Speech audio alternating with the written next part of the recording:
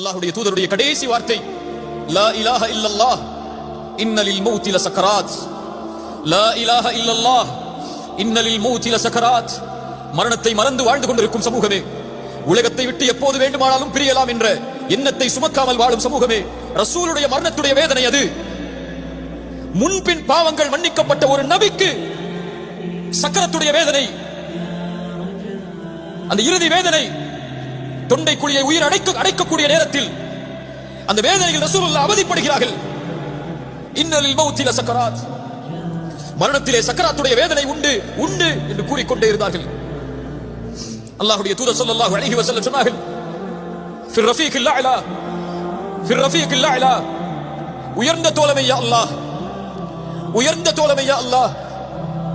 ஆயிஷா ரலியல்லாஹு அன்ஹா சொன்னார்கள், அல்லாஹ்வுடைய தூதர் ஸல்லல்லாஹு அலைஹி வஸல்லம் சொல்வதை நான் செவிமடுத்திருக்கிறேன். ஒவ்வொரு நபிக்கும் ஒவ்வொரு ரசூலுக்கும் அல்லாஹ் மரணத்தை தேர்ந்தெடுக்கக்கூடிய வாய்ப்பை கொடுப்பான். அவர்கள் விரும்பினால்தான் அல்லாஹ் இந்த உலகத்தில் இருந்து அவர்களுடைய உயிரை கைப்பற்றுவான். அல்லாஹ்வுடைய தூதருடைய அந்த நிலைமையை பார்க்கும் போது அறிந்து கொண்டேன், ரசூலுல்லாஹ் தேர்ந்தெடுத்து விட்டார்கள். லா இலாஹ இல்லல்லாஹ் ஃபிர் ரஃபீகில் அலா என்று சொன்னார்கள்.